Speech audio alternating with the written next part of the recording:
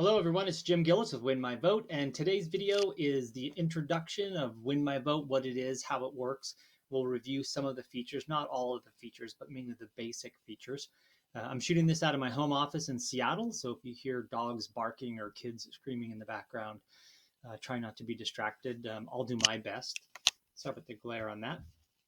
So WinMyVote came about when I was flipping through the California voter information guide. And as you can see here, they have candidate profiles, but they're not very engaging. They don't tell you very much about the candidate. And in this year, Gavin Newsom, that was running for governor at the time, I think this was 2018, didn't even bother putting a profile in the voter guide. So with that, I thought, why hasn't this gone online, mobile, and social like everything else? So we started building it, and this is what we came up with. Voters can sign up for free with just the zip code. We place them in voting districts, and then they can say yes or no to a couple things and make sure that they have the correct ballot. And then they'll be able to see all the candidates in all the races up and down their ballot. They can do a quick view here of the candidates, and then they can click on the candidate profiles. So here they can learn, a little bit about the candidate. They can watch a video, hear the candidate, what they have to say. And then they can scroll through, the remaining candidates very quickly and very easily if they just want to get to know a little bit about them. Then they can start doing a little bit deeper dive. They can click on the About Me section, and they can scroll down there. They can click here on the issues, and then they can see where the candidate stands on all of the issues. They can click right on the issue and go to it, or they can go over here and they can scroll down, sort of Twitter style, on the issues. So they can do that, and then they can go back up to the top here, and we have a section called endorsements. So they can click on endorsements, and these are all the groups and organizations and individuals that the candidate is putting up to feature their endorsements. We have a feature called Trusted Sources. That's groups and organizations and individuals that you trust, that you go through and select, very much like following someone on Twitter or selecting a group, on Facebook. So with that, I'm going to click on, my trusted sources, and I just want to see the groups and organizations and individuals that I trust that are endorsing this candidate. And if I want, I can click straight through here and watch videos and have comments and listen to these groups and organizations and individuals and hear what they have to say.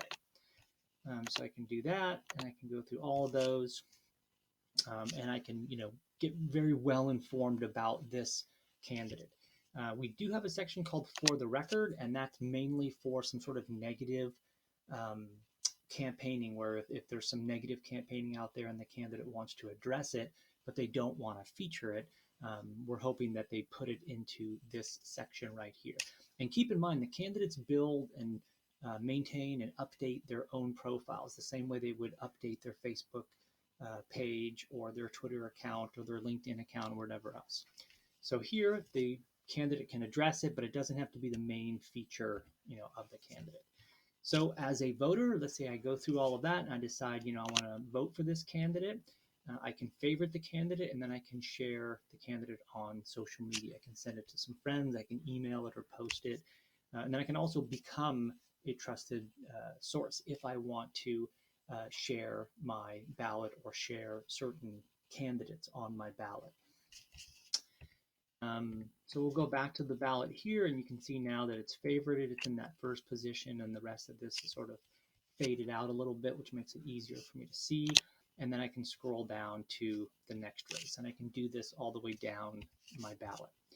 Another way you can use trusted sources, these are my trusted sources up here, and then these are, this is the library of trusted sources. Again, it's very much like looking for someone on Twitter or Facebook or Instagram.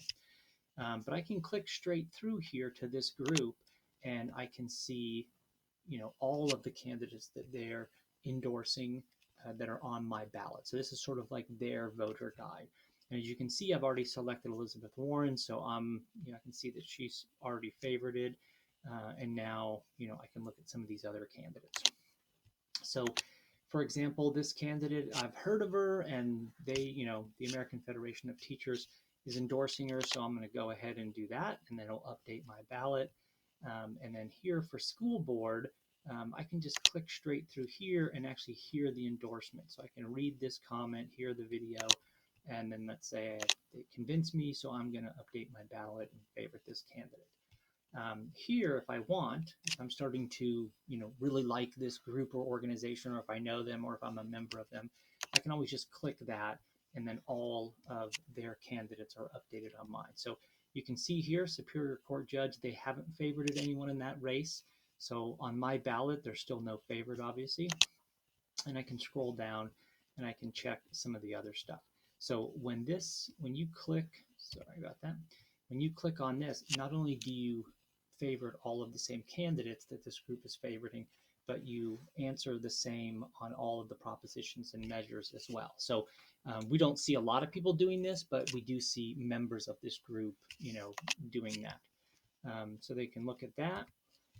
And then, keep in mind, this is as many groups and organizations as you want. You can click through to them. It can be, celebrities, anyone who's filled out a ballot on WinMyVote, their endorsements and their favorites are featured on trusted sources when they select that.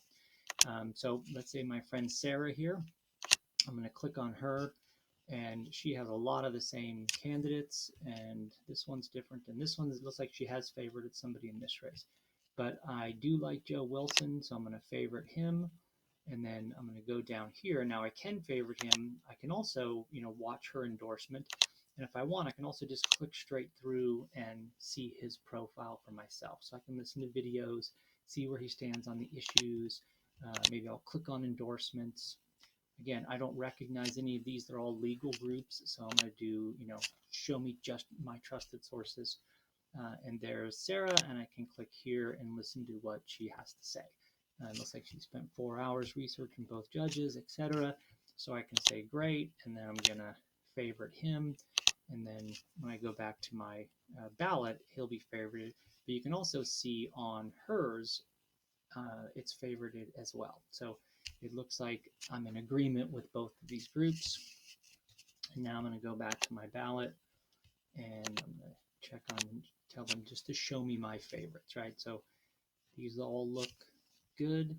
And if I want, I could share my ballot on social media. I can become a trusted source, or not, right? I can say, nope, I don't, anyway, you have to opt into all of these things. No one's going to share your vote or share your favorite or endorsement or anything. You have to actively opt into these. So I'm not going to do any of that. I'm going to go here. I'm going to find my polling place, and away I go. So I can take a selfie there.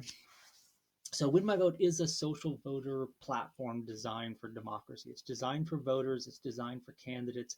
It's designed for groups and organizations to vote and to the exchange of vote. It's not designed to, make money or run for run advertising or anything like that. We're launching July 4th, and we're still looking for investors and partners. So feel free to reach out at jim@winmyvote.com. And then we're also partnering with Discovery Education, University of Virginia YLI, Consource, Constituting America, the National Student Council, National Association of Secondary School Principals, and a couple of others. And we're putting on the 2020 National Student Mock Election. We're estimating 5 million plus participants will be teachers and students, and then private schools are invited as well.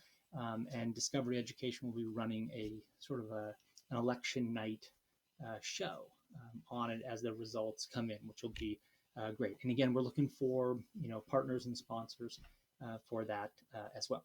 Thanks a lot. Bye-bye.